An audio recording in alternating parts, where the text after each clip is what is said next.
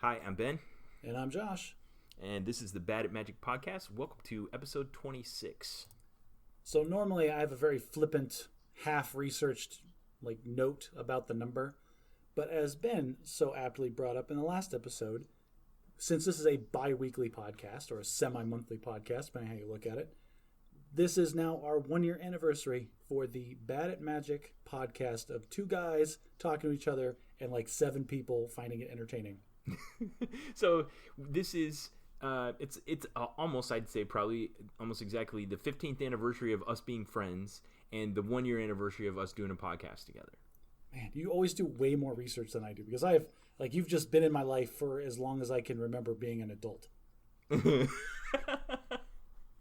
Yeah, I guess you could say it that way. Well, this being our anniversaries of sorts, we have some stuff I want to talk about related to that, but let's save that till the end of the podcast. All the mushy stuff will be at the end, people, so bear with us. So we sometimes use the sub tagline, and I'm not good about using it, but a podcast about games, life, and other things. So today we're going to talk about all of those. We'll talk about games, we'll talk about life, and we'll talk about other things. But first, let's talk about other things. Last time you'd asked me if I'd actually watched the musical Hamilton, and I told you I hadn't yet. I intended to. Well, now I have. So I want to talk about it for a minute. Excellent. And yes, I asked you if you'd watched Hamilton because we briefly touched on it the first time. And what I noticed Hamilton doing to me is that it was like a tiny little nugget in my brain, oh yeah, it was fine. And then it grew and it grew and it kept taking over more and more of my brain space to the point where we are still listening to the soundtrack on a daily basis.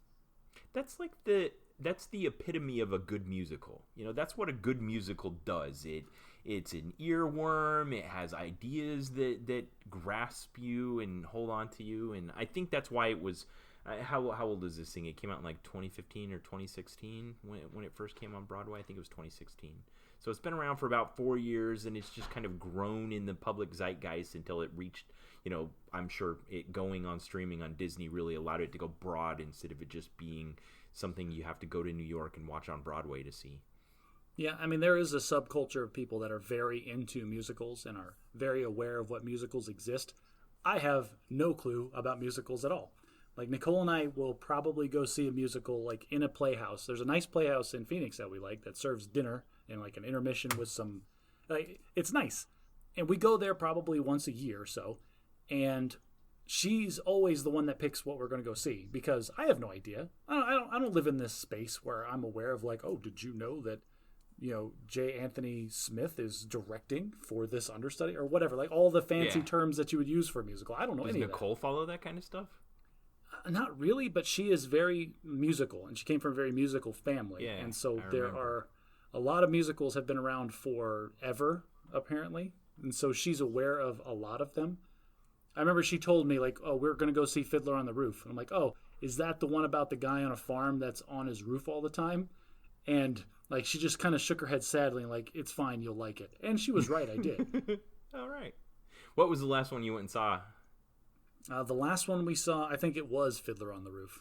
Okay. Oh, no, take it back. It was Wicked. We saw Wicked down at the College Theater and stayed overnight down there. That was really nice. I went and saw that one on the West End in London. It was okay. Yeah, I didn't hate it. Yeah, we don't have to discuss or critique it here. I'm gonna say entertaining, not the best. Yeah, agreed. The thing about Hamilton was I did like you did, and I think you said this when you talked about it 2 episodes ago. For about the first 15 minutes, you're like, so are they just gonna sing the whole time? And then you're like, okay, I guess they are. Well, what was blowing my mind is I was prepared for a musical to sing lines. That's a thing. I was not prepared for a musical to rap lines. That was throwing me. Yeah, I dug that. I liked the flavor that added to take something modern and then transpose it onto the past in a way that gives insight and understanding into what happened back then. And I saw an interview with the guy who plays Hamilton in that is the guy who Lin-Manuel Miranda. There you go. He's the creator and the brain behind this whole thing. And he gave a quick introduction to it when he performed the opening number at the White House for the Obama administration. And he said, Like, I am going to sing a song about a person that I think really embodies hip-hop, where they caught beef with all of their peers and used their words and superior wit to solve these problems. And that was Secretary of Treasury Alexander Hamilton. And, everybody laughs because Secretary of Treasury is a hip-hop thing. Like, yeah. Yeah, the $10 bill guy's going to rap. Okay. And it works. Yeah, it does. So, it's got that history, but with a twist. And I really dug it. And it reminded me, so one of the last times I went to the theater in the States was when I got back from Afghanistan in 2011. I planned this elaborate date with my wife, and I wanted to do a lot of stuff I thought she would enjoy together. We left the kids with some family and went up to Denver and got a hotel and went to the theater, went to a Rockies game, and a bunch of cool stuff. Anyway, the play we went and saw then was Les Miserables, which is based on the French Revolution, which is also kind of a historical musical, and it also has the same characteristic in that they sing the entire time. Like there's no spoken dialogue; it's all sung. But like you said, the kind of changing between genres breaks it up a bit, where you've got rap and a little bit of hip hop and some very traditional like Broadway kind of musical, like the transition number that the King of England sings. Yes, which I thought was an interesting concept, where all of the proper British songs, like from the other perspective, are all very straightforward, like normal musical lyrics like you would expect from a musical. And then all of the new agey, like American, like this is America, that was all hardcore hip hop. Because it made an interesting juxtaposition there. One of the things I like about historical depictions is when it's something I'm familiar with, but it makes me go, wait a minute, did that really happen? So while I'm watching it with my son, and he's like, Dad, why are you getting on your phone? I'm like, I'm looking this stuff up. So I didn't know. There was a lot of stuff that made me look up. Like, okay, the whole sex scandal thing that went down, like that was legit. That really happened. That was like the first full-on sex scandal in American history politics. Yes, and handled in a way that is just absolutely unheard of in today's day and age. Where in the age of deny, counter accuse, he came out before it was public knowledge and printed a paper. It's like, hey, just to be clear with everybody, I had a huge sex scandal. If you haven't heard about it, here's all the illicit details. Yeah, he kept like descriptive notes and history, and kept a pay stubs for all the bribes he paid, and which is unfathomable now. But I mean, yeah. That's the kind of guy. Like, to be completely honest, that's the kind of person you want as the Secretary of Treasury. The guy that's keeping the receipts for the adulterous affair that he's having. That's right. Yeah. So I enjoyed it. It was interesting. I mean, there was a lot there to digest. I mean, it was very much a traditional stage production, and there was all kind of. It wasn't really dynamic as far as the actual movement and usage of the stage. It was mostly just right there in your face with the actors and characters doing all the storytelling, and there were good characters, and it was well acted, and it told me some stuff I knew and some stuff I didn't know, and engaged me. And kind of like you, after I got done, I wasn't like, I want to watch that again, but it hasn't gone out of my mind either. Yeah, so just wait. Next podcast, we'll be talking about how many times you've played, Wait For It on your Google playlist. Yeah, okay, so that's one thing about it. The fact that they kind of sing the whole time without start or stop, it also feels like the song never... It doesn't feel like they're individual songs. It's just they're singing the whole time, so... Well, from experience, because we finally broke down and stopped watching on YouTube, we bought the soundtrack and just downloaded it on our devices. The soundtrack from start to finish, there are no breaks. Like, there are discrete songs on the playlist, but if you listen to the whole thing, it is every line of the play from start to finish. Right. Yeah, now, like that.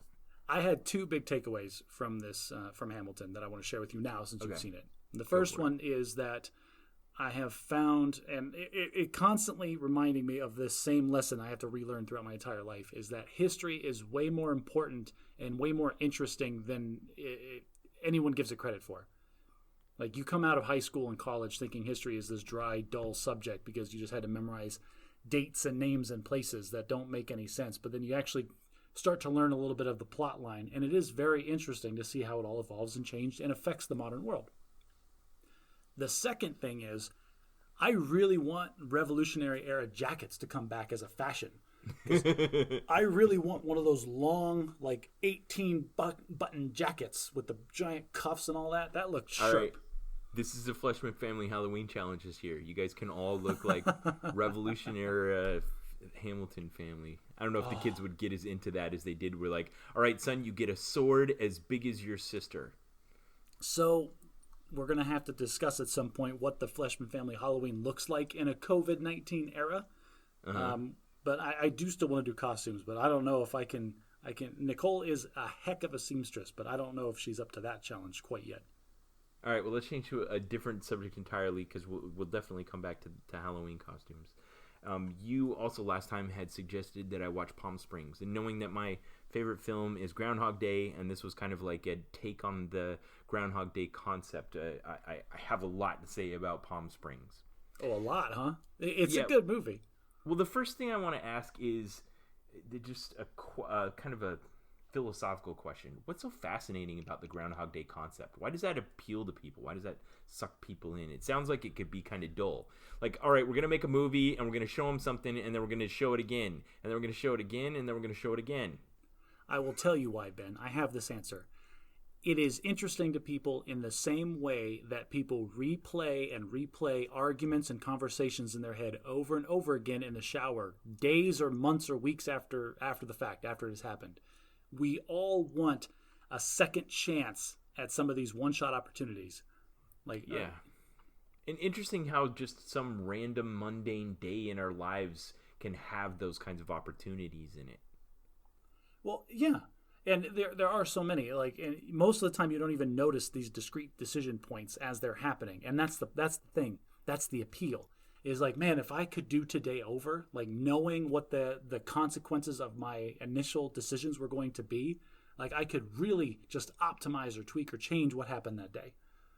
Yeah, another movie that kind of tooled around with this idea that to not great effect, it wasn't very successful, I'd say, was called The Butterfly Effect with Ashton Kutcher, where he was trying to prevent a girl from dying in his past, and he could like go back and do things over. But that was more about how he would try to change one thing, and then that would make other things change, and it would have unintended consequences. Right. But this concept where he's just doing one day over and over and over, it allows for them to kind of overcome all of the randomness and just really know with a great degree of certainty what's going to happen because they've just done it so many times.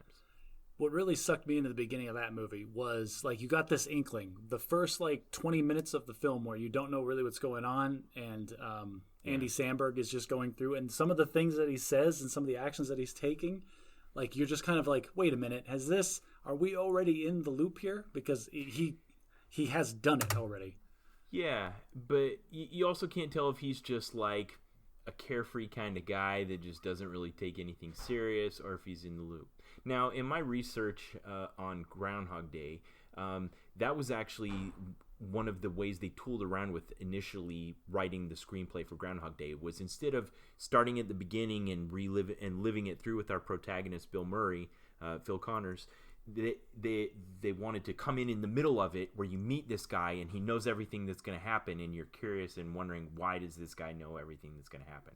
So they decided to do that, which was kind of the same as Groundhog Day, but they introduced one new concept that I think wasn't in Groundhog Day at all that was very interesting, and that was the idea that and because of this, they had to explain what caused it. Like in Groundhog Day, you never know what caused it, but in Palm Springs, they're like, all right, it's this loophole in space-time that happened because of the gravitational field of the Earth or whatever. She figures it all out. But the reason that's important is because more than one person gets caught in it. Yes, there's a physical location that that's how the characters, he got caught in it in the first place, as he fell into that random time-space portal or whatever. And then through his what has to have been millions of iterations, he accidentally sucked in first one other person and then another person, both on kind of accident.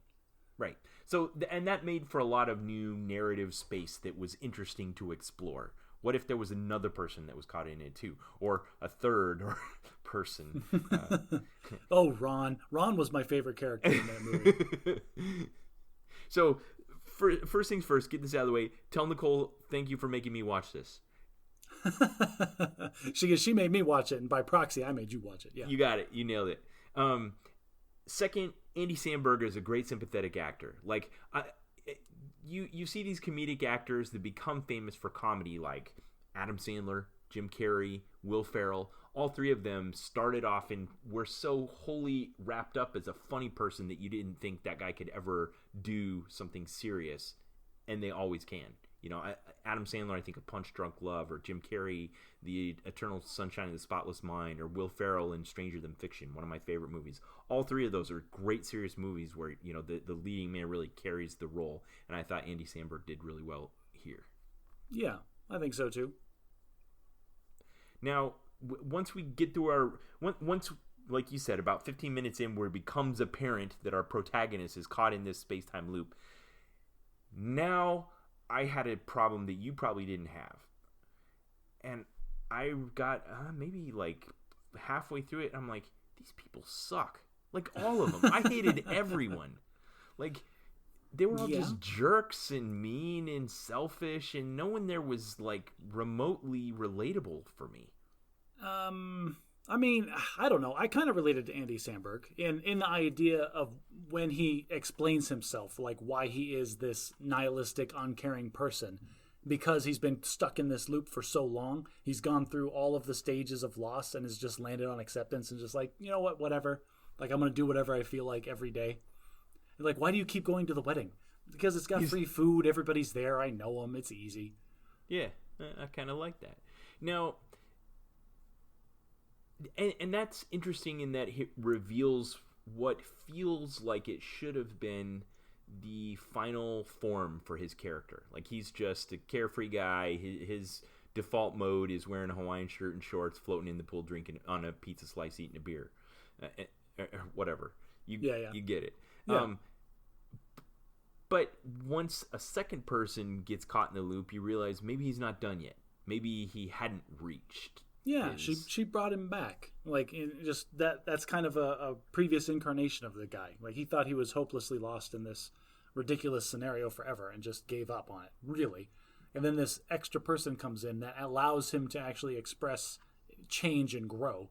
Like, there is no growth of a person if nothing around them ever changes. Like, you can't grow as a person if your actions don't lead to consequences. Like, there's and by definition, around him, nothing ever changed. Exactly. So he could do whatever he wanted. And that's, to tangent for a second, that's one of my favorite little contrites that they did in this movie, is that they would show one scenario that was, like, outlandish and then jump cut to, like, 5 seconds before, and you know this is the next day and he's just going through the same thing, only made different choices. Like, at the wedding when he, like, called him out on this horrible thing and they got in a fist fight and he stabbed him in the face with a fork. There's a guy with a fork in his cheek screaming, "There's a fork in my face!" And then they jump cut to, like, exactly the same scene with, like, everybody's all just doing what they normally do. Like, I really like that as a joke. Huh. But by introducing this extra character and this extra person into this unchanging scenario, it allowed for the character development and growth that we saw. And like you said, I don't think the final form, he was in a form, what he thought was his final form. And then there was another person that came and made him realize that there was more to this life that he had given up or forgotten. Yeah. Now, they picked some great actors for all of these roles because they're all very memorable in their own ways. You know, there's the bride and groom and all of their family and the other guests and his girlfriend that doesn't really love him and you know, the bride's sister and random guests at the wedding and all. There's no throwaways here. They're all just really interesting. And while this may have been, you know, like a streaming service pet project and it didn't have a big budget for special effects or anything like that, they did well at picking out talent. Yeah, I think so. And that's where it was needed too, because this movie is all about the characters. Now, there was one point where I think I don't know if this is just Andy Samberg's influence, but they seem to want to have us laugh at them doing drugs. And it reminded me of other movies where I sit there completely unmoved, not amused, wondering why everyone thinks it's so funny to watch people get high. Well, and I understand what you're saying there, but the kind of the punchline to that whole thing was, like, they were partying hard, and that ended up being the biggest problem in his existence. Yeah. Like, I think that's a good lesson point in that. Like, oh, we did some drugs one time and it was fun, and now for the rest of my eternal existence in this there's this loop, person trying to kill me. Yeah. there's this psychopath that randomly shows up and murders me every once in a while. Or even tortures him. Yeah, nothing worse than dying slowly in the ICU. Yeah. Yeah, they repeated that line several times.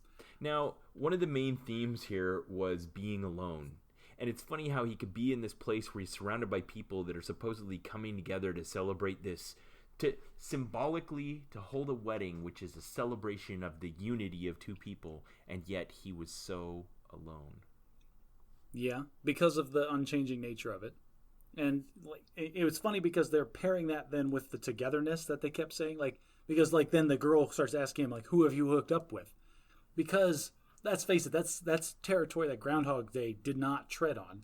It kind of did. You know, Phil, he goes into the cafe and he meets he meets the girl that squeaks like a squirrel when she gets real happy. You know, they were just keeping it more PG than this one. I got you, but I appreciated the full conversation of Nancy. Okay, you've been trapped in here for, you know, what is like 1,000,000 years. Like, who haven't you been with? Yeah, and they mind some comedy there that he you know, the door had swung both ways just because.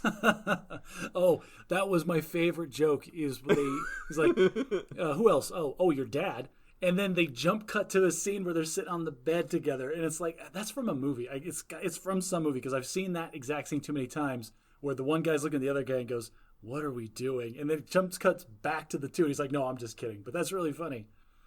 But they kind of leave it up to us to wonder if he really tried that or not. I'm sure he did. So there's the theme of being alone, and he really is kind of alone at the beginning, but he's at peace with it. You know, he's not like angry about it. He's not depressed. He's past all of that. He's just at peace with being alone. But then once might not be the reality he has to adjust to anymore, then he has to look at forgiveness. You know, he has to forgive himself. He has to forgive his girlfriend. He has to forgive others. And then there's the secret, hidden secret of the whole movie. You blow it. Just do it. Spoilers, right. People. So the sister of the bride slept with the groom the night before the wedding.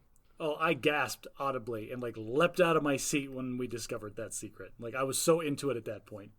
Yeah, and they hold on for a long time, and it's really a payoff. And then she disappears, and there's an interesting nuance of the film in that every morning when they wake up again following the reset of the time loop, she woke up before he did. So if she doesn't want to see him, she can be gone before he wakes up, and he can't find her.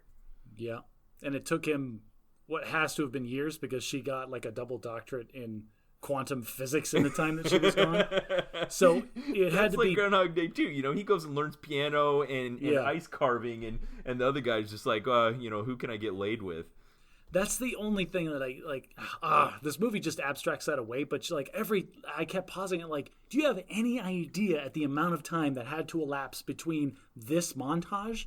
Like, that's ridiculous. In order to speak in an educated fashion about quantum physics that you learned from YouTube videos, like, seriously, decades at least, right? Yeah. So, which is fantastic. There's some great videos on YouTube about how much time actually passed during the movie Groundhog Day, but it's, you know, somewhere in several thousands of days. Yeah, no, this is definitely in orders of magnitude longer for these two idiots. Yeah, I mean, how much time do you need to learn how to toss a card into a hat on the bed versus how much time do you need to learn quantum physics? And then that brings me back to my favorite character, Ron. Because we only see Ron a handful of times. And so think about Ron, this whole thing from Ron's perspective. He wakes up every day in his bed at home in Irvine, California, and has like this just normal kind of suburban day. Or where he's supposed to go to this wedding, apparently. Or sometimes he blows it off to be with his family. Or sometimes he wakes up and he's in the shower. He's like, you know what? I think I'm going to go murder Andy Samberg today. They don't even say if he was a friend of the groom or a friend of the bride. You know, he's just a guest at the wedding. Yeah. Well, because weddings have guests like that.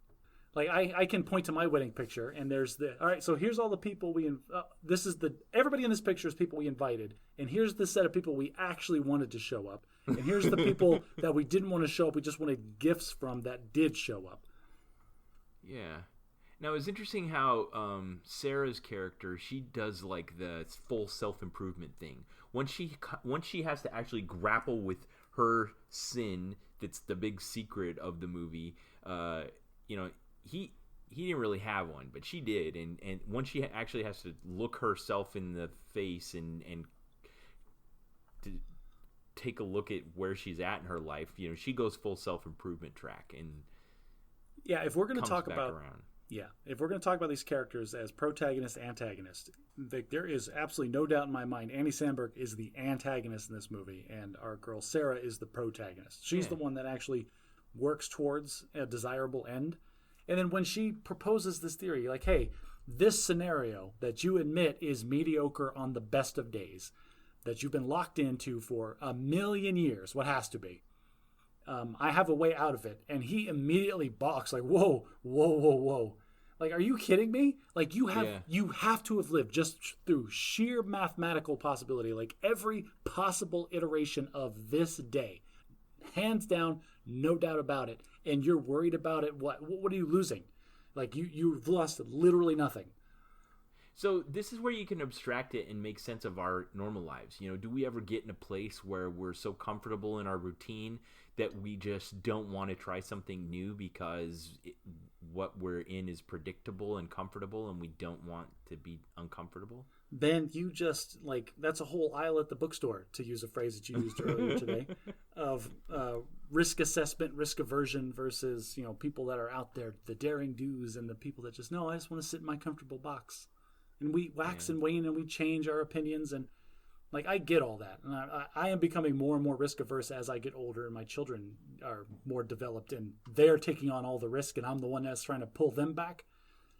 But, like, in this scenario, there is no doubt in my mind. Like, if I have lived the perfect day with my family for 1,000,000 years, I think I'm ready for a change. Yeah. Have you shampooed with Orchid Explosion by Fournier yet? That is the least interesting plot device that I found in this whole movie. I don't think it's a real thing. Maybe like, how it is. Like, at the beginning of the movie, this is the creepy thing. Like, in the first iteration that we're seeing, in the first 15 minutes of the movie, he knows that scent, like, perfectly. Like, that should have clued Sarah in immediately, like, right then. Like, how do you know what kind of shampoo that I use? Like, by smell. That's ridiculous. Yeah. So, as far as, this movie, I think it was a good exploration of how this simple plot device of what if our protagonist is on a loop really brings out the humanity in people. It brings out things like the idea of being alone or forgiveness or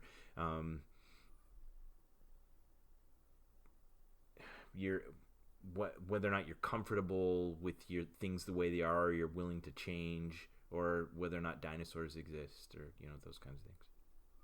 You see, Ben, you watched that and got a lot of really deep and, like, interpersonal connection and thoughts and, like, really provocative stuff out of this movie. I just thought it was freaking hilarious when J. Jonah Jameson shot Andy Samberg in the chest at point blank range with a bow and arrow while he was standing in his trash can. There's something for everybody. All right. Hey, would you mind offing me so I can beat the traffic? Okay, one more time once more for old time's sake. I thought that was funny because I didn't think he was going to agree to it. I thought they were showing that his character, Roy's character, had matured to the point where he wouldn't want to do that anymore. He's like, no, okay. Okay, hang on a second. At that point, Roy, is it Roy? I kept calling him Ron. Yeah, at that point, Roy's character had been like a serial murderer for a very long time. So it's like, it's one more. What's the difference? So it's funny how, because we had three characters, you could start to see what the possibilities were. Like Sarah's character, she went like physicist. Ron's character just went like lush, and Roy's character went serial murderer. Like, are those him? If today was Groundhog Day, are any of those a possibility for me? Could I go lush? Could I go serial killer? Now, I could totally go serial killer, because that sounds like, just imagine having a hobby where, like, you're living your normal suburban life and this, for the last couple of months I've been planning this super elaborate murder of a guy in Nevada that no one's ever going to hear about, and I'm going to just get a free pass on it the next day. Like, that sounds, honestly, look me in the eye and tell me that doesn't sound like a fun hobby. Like, how could I kill Andy Samberg this time so he doesn't see it coming? Well, speaking of the desert in Nevada, so I just got back to Illinois from my trip out west. I went to Idaho. I went to Utah. I swam in the Great Salt Lake for the first time ever, which was cool. And it was very much a similar kind of geography to what we saw in that movie. But while I was out there, my brother-in-law, who I'm a huge fan of, did what he does. He's one of those kind of people that is always interested in others. But he loves playing games. But he's not the kind of guy like you that will come in a room like, everyone stop what you're doing. We're gonna play this game right now. You're gonna love it. No, he uses like the completely opposite approach, where he's like, he'll come out and he'll set up the game on the table and just hope that other people will come and join in, and they do, and then we play the game. So it's like the whole other end of the spectrum from you. Both of you guys love games, but his approach is completely different. His approach is completely different because of the people he's surrounded with. If I set up a board game and just sat with my fingers drumming together in another room, I'd be sitting in that room by myself alone for a month. Like, we have vastly different types of people we surround ourselves with. Anyway, so I got to my mom's house, which is always immaculate because that's just how she lives. And there was, next to the piano, a stack of board games about a foot high, foot and a half. And, it was out of place because everything's always in place at my mom's house. So I kind of looked at it. I was like, I haven't seen some of these before. So while I'm there, all my siblings start to come around, and the house fills up with people, and we've had dinner, and they haven't left yet. So I just go over to the stack of games and get one. And then the group magically forms, and we all sit down at the table and play, and then everyone goes away, and it was fun. And I'm like, huh. And I said something to my sister about it, and she's like, yeah, Kyle plans this out carefully. He looks at his entire collection of games before you guys come, thinks of which ones you're gonna like, gathered all the games that he thought he curated this for us. Yes, this is exactly right. He went to the wine cellar full of every esoteric game in like a smoking jacket and a fez, and walked around rubbing his chin like, What are they gonna like? Let's see. Their youngest is 10 now, and yeah, exactly. Two have left the house. So my brother-in-law has done this, and he's fantastic. He's a great gamer. He always beats me, but I never feel bad about it because he's so unassuming, and he's patient and teaching you the rules, and just a great experience. So I said all that so I could say, just like when we went there in December and I tried a bunch of new games, this time I went and I tried a bunch of new games. So since this is the Bad at Magic podcast and we talk about games, life, and other things, I want to talk about a couple new games I tried. Yes, please. Right on top of the stack was a game called Point Salad, and it was bright and colorful and brash. I'll put a link to it and some photos in the show notes. But it looked really easy. So I took it and set it down on the table. Our group formed, and it was fantastic. It's really cool. Basically, it's a deck of cards, about as many as like an Uno deck of cards. Imagine that. But it has the game on both sides of the cards. And on one side of the card are 6 types of salad. There's lettuce, tomato, onion, pepper, carrot, and I don't know, something else I'm not thinking of right now, celery or something like that. So six kinds of salad. And then on the other side, there's just various combinations of things that make your collection of salad worth points. Like if you have 3 onions, you get a point. Or if you have an onion and a carrot, you get a point. Or if you have one of each, you get 4 points, or something like that. Okay. So then you just lay out the cards in front of you in stacks with, like 6 revealed in 3 stacks. And then every turn you can either take a point card, which is the back side of the card, or you can take 2 salad cards, which is the front side of the card. Okay. And so then you can just have a group. It could be 2 people, it could be 6 people, and you're just collecting cards. And at the end, you total up your points, and whoever has the most points wins. and the thing about this game that's really interesting is, one, it's so easy to understand. Like, you can sit down without anyone hardly even explaining it and understand it in just a moment, which is great. But also, it has a lot of interaction where, like, you can see what other people are doing and cut them off, or sometimes it also has mechanisms for kind of adjusting your strategy in the middle of the game, and all these add up to just being a really great game for like a group of people. I loved it. I highly recommend Point Salad. That sounds really interesting, and that's one of the key points that I have when you're introducing new people to a game is turn length. If you have short attention span people, you need very short turn lengths. Yeah, and this was definitely short turn length. Even my mom would play it with this, and that's saying something. So, yeah. Cool. Now, another one I tried that my mom was sour on because they talked her into trying it once, so she had a terrible experience with it, but I want to recommend anyway. It's called Azul. Have you played Azul before? I have not played Azul before. Okay, Azul was in a big box, and I opened it up, and it was full of... have you ever played with like a high-end set of dominoes where the dominoes are made out of like real quality plastic and they're glossy and stuff like that? I would call high-quality dominoes made of something like gold or ivory, but high-quality plastic substitutes well. I have, and those they just feel good. They're heavy in the hand. Yeah, like that. So this has a big bag full of those, except they're in 6 colors, and everything is in hexagons. They give you a board that you have to cover with these tiles in hexagons, and they're but the tiles are actually shaped like I'm going to pluralize this wrong. Rhombuses. The plural of rhombus, yeah. Okay. Yeah. And then what you do is you pull random tiles out, and there's a pattern you have for putting them into a pool where you can select from them, and then you have to try to cover your board in these colorful tiles in the best way that garners you the most points, so that when the supply of tiles is exhausted, you have more points than the other players. A little bit more complicated to understand, but also pretty low bar of entry, low turn length, and very satisfying. Also highly recommended. Games like that are interesting, that have low barriers to entry, but then a lot of depth to them. Like if there's like in-depth strategies, or there's always something more you can learn, or some new trick that you can pick up, those are good. Plus the combination of that with regular geometry, that's going to tickle a lot of people's brains. Like I'm very OCD, so having multiple rhombus fit into perfect little regular hexagon shapes, that's just going to make me happy. Yeah. And to put a pin in this whole thing, I have to say, I've felt bad since I've said it like 30 seconds ago. I do not agree with ivory being made into dominoes. Let's get that out there. People don't flame me on the internet like I'm against the ivory trade, so let's move past that. Well, speaking of unethical practices, we also played the game Puerto Rico, which I'm assuming you played. Ben, you're assuming too much, because I have not played Puerto Rico either. Okay, so Puerto Rico's kind of a classic one of those games that I think you and I talked about when we did a big board game review, where it's like not the mainstream, but it's well known among players who are fans of games. Okay. It's a resource and trading game. You know, there's no combat or anything like that. Probably similar to Scythe, the part of Scythe that isn't combat. Okay. Where you're just on the island of Puerto Rico, and you own some land and some space in the city, and you're trying to develop your merchantness and overcome everyone else by being the greatest trader.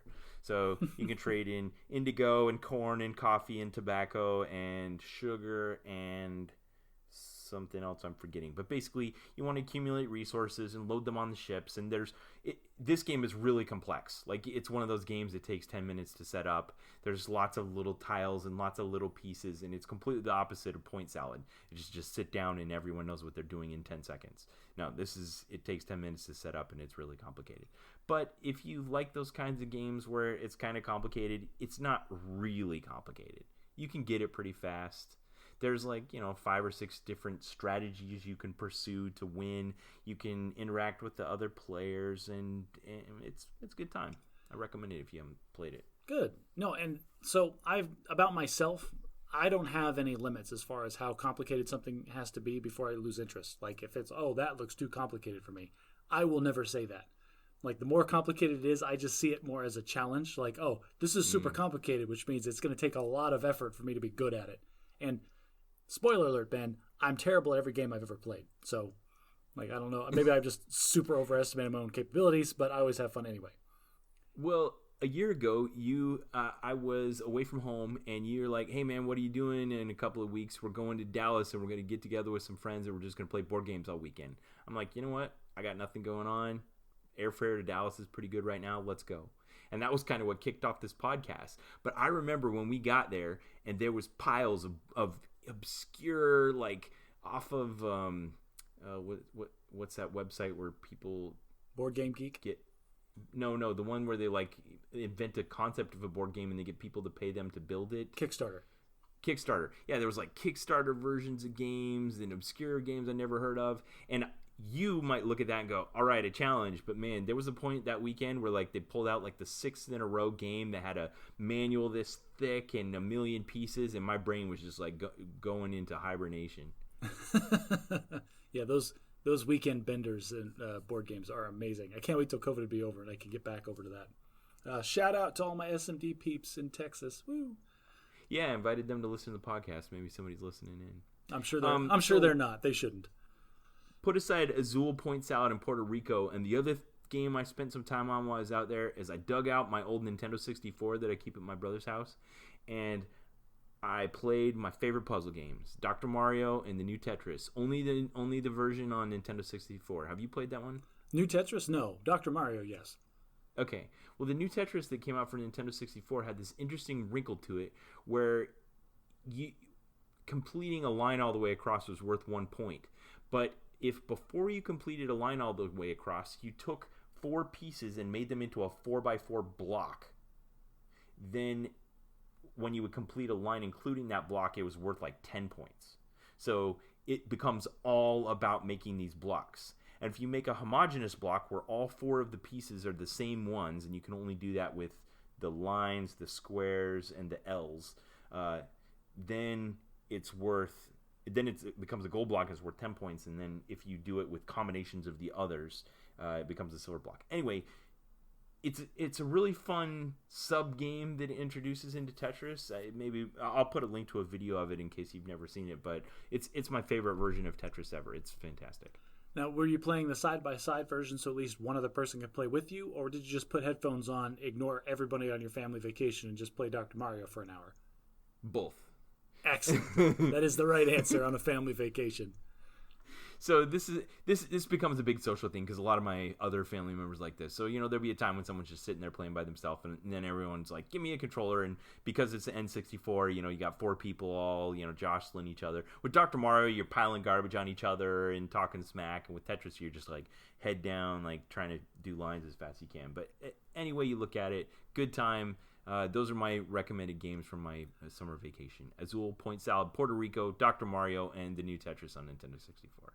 When people like you tell stories like this, I can't help but be a little jealous. And the reason is, in my family, and I love my family, they're the best, but I am a little bit of a black sheep.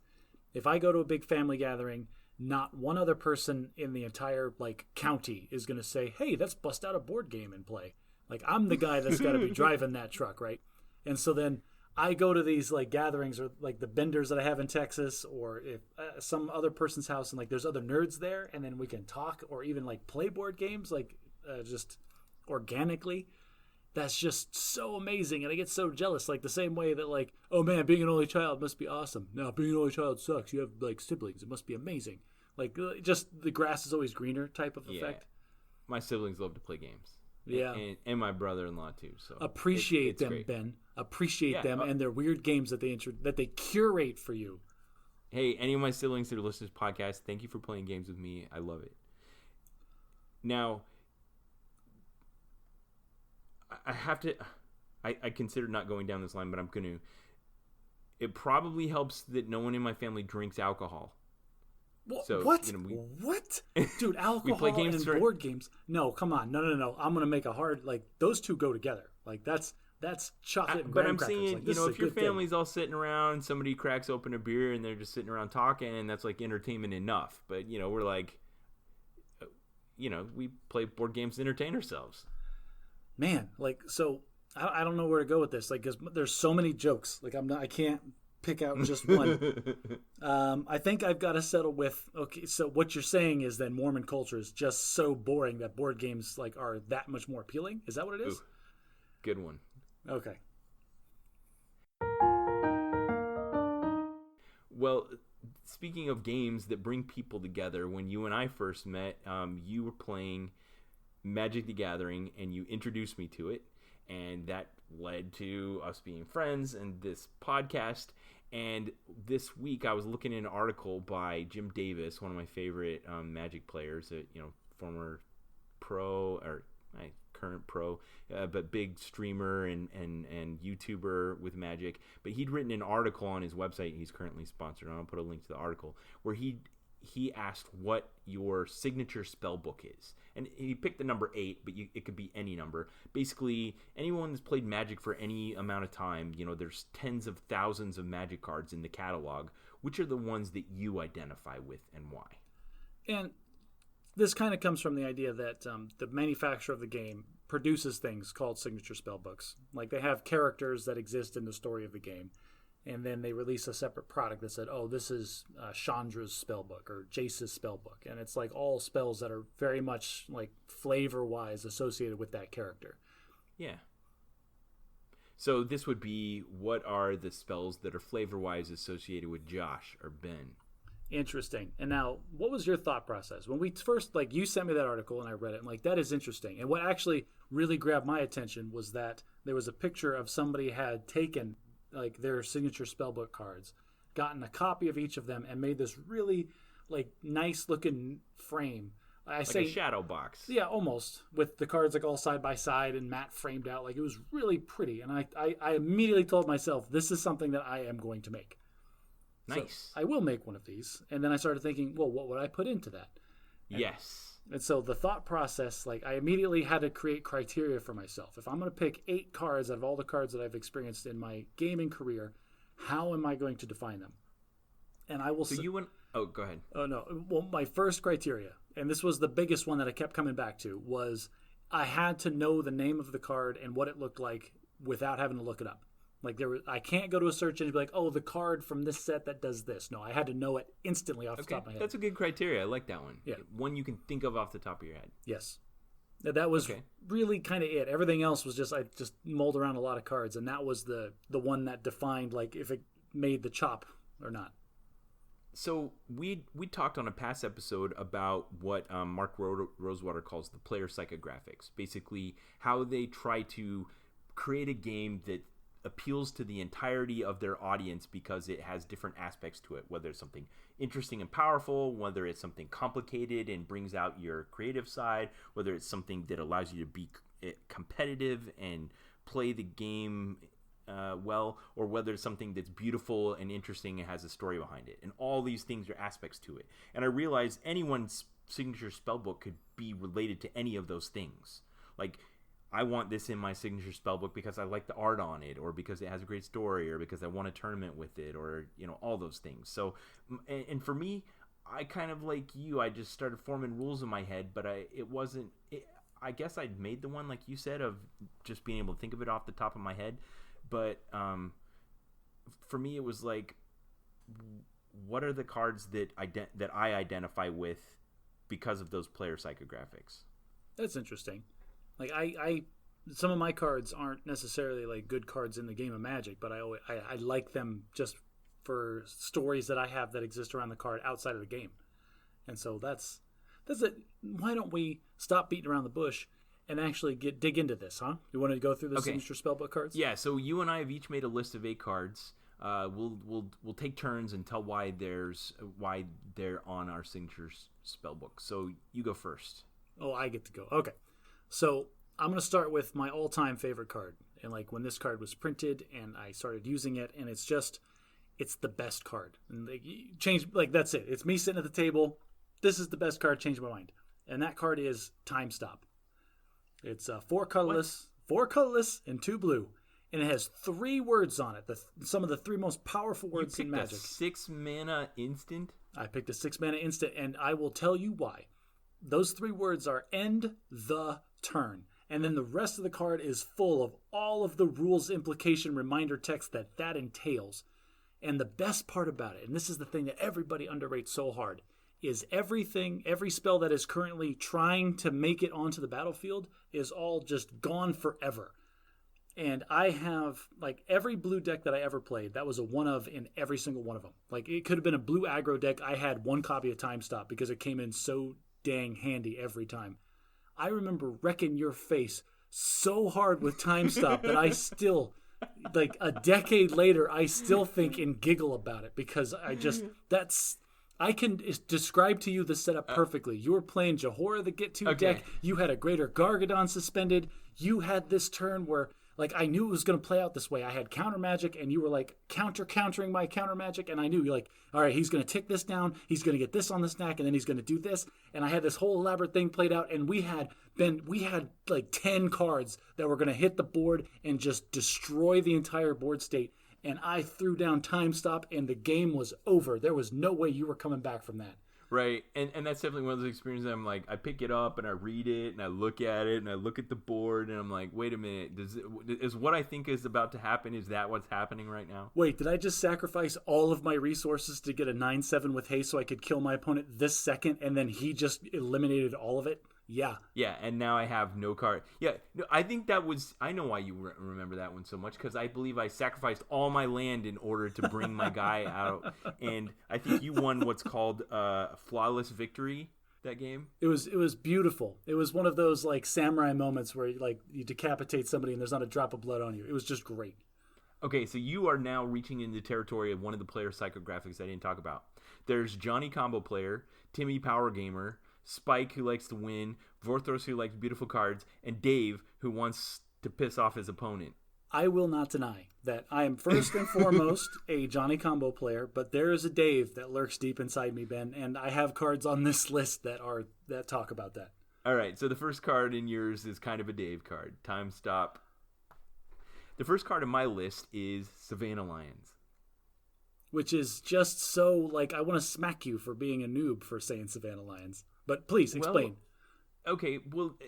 I picked Savannah Lions because it was meaningful to me in my development in learning the game. Because I think everybody initially is a little bit of a Timmy Power gamer. You're like, ooh, the bigger spells appeal to you more because they're more powerful. And at some point, I realized that there was a resource curve, and stuff mostly stays on the curve. That for something that costs 1 mana, there's a normal line that goes up, and as it costs 2 mana and 3 mana and 4 mana and 5 mana and so on, it grows incrementally by the same number roughly. And the spells that tend to be the more important spells aren't the ones that are at a particular place on that line, but deviate in their place above the line. Does that make sense? Yeah, it does make sense. They're a little more powerful than like the standard 1 or 2 drop would be. Like compared to the other cards in this slot, this one is quantifiably better. So I felt like an important point in my Magic career, if you can call it that, was when I realized that Savannah Lions was good. Because the first time you see it, you're like, so what? It's a 2-1 for 1.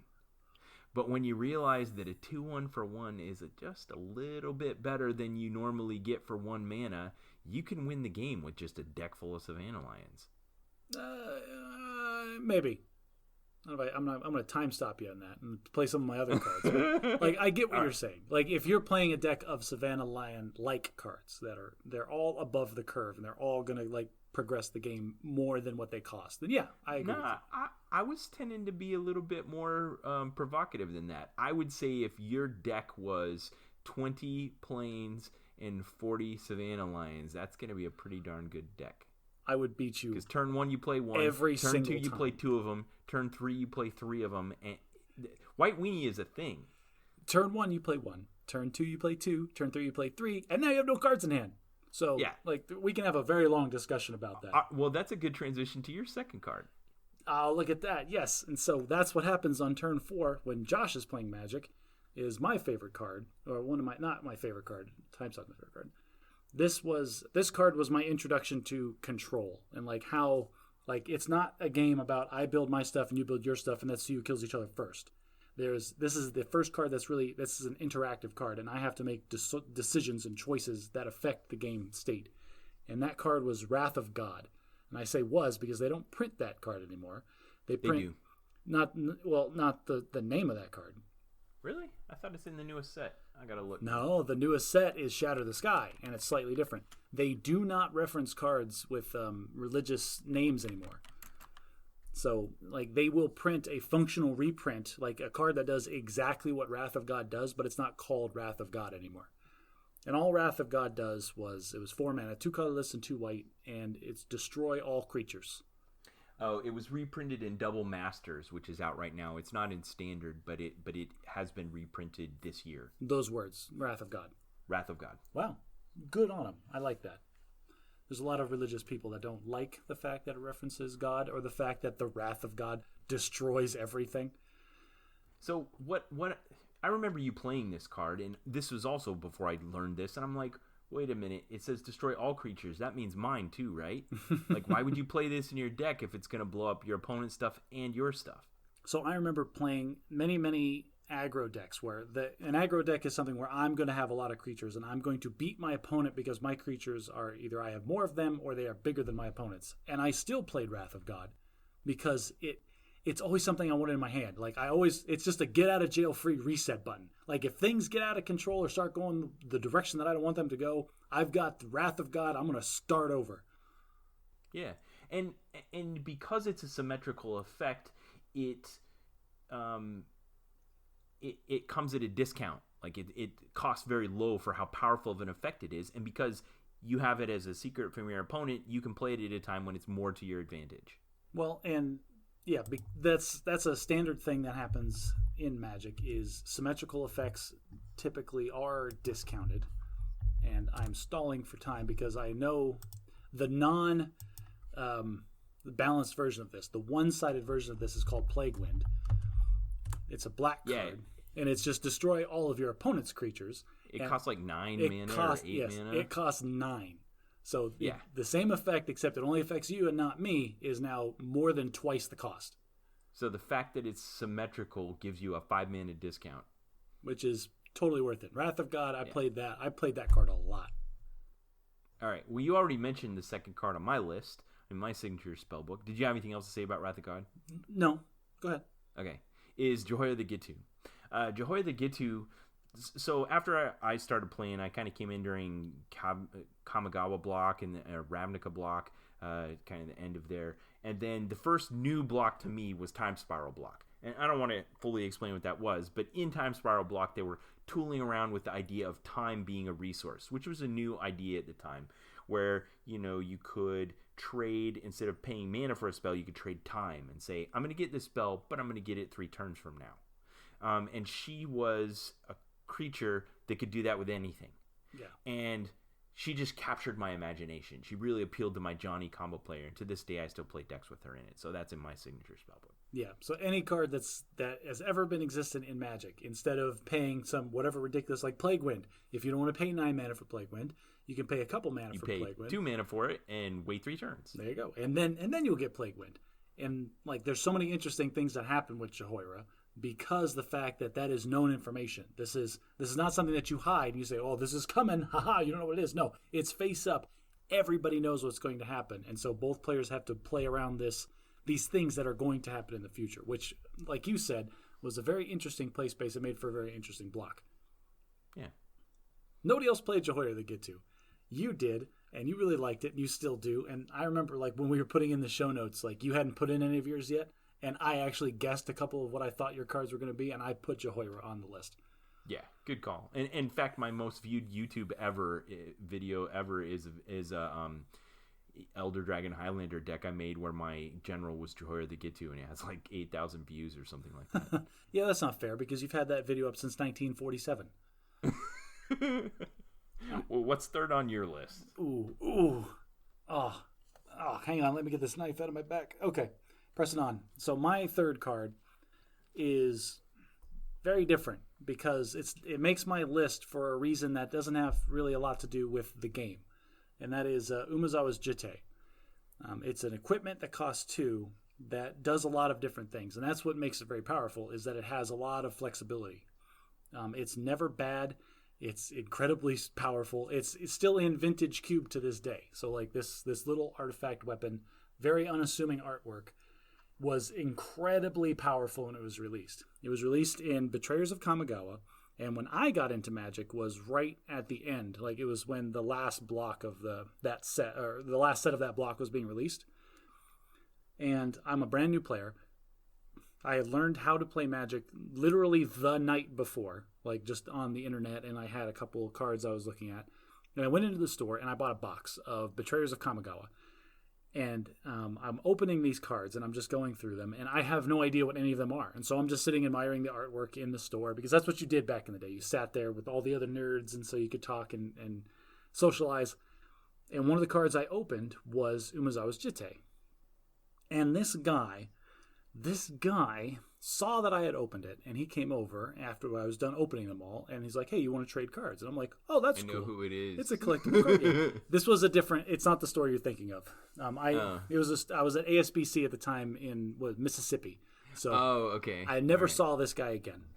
And we were trading cards. He's like, "Oh yeah, this little artifact equipment thing. You don't want that. Here, I'll trade you like this."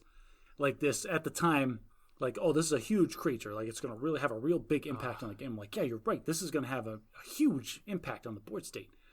That's dirty. It is dirty. And so, like, looking back on that from months later, I realized Umezawa's Jitte on the secondary market at the time was like a $50 or $60 card.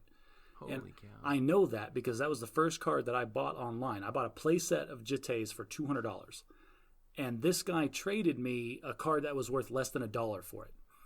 And so this Umezawa's Jitte that I opened out of the box really introduced me to the concept that these cards have real monetary value. And I don't know if you knew this story, Ben, but at the comic book shop that we always went to play games, if there was big trades going on, a lot of times some of the regulars that were there would call me over and ask me, like, "Hey, is this legit?"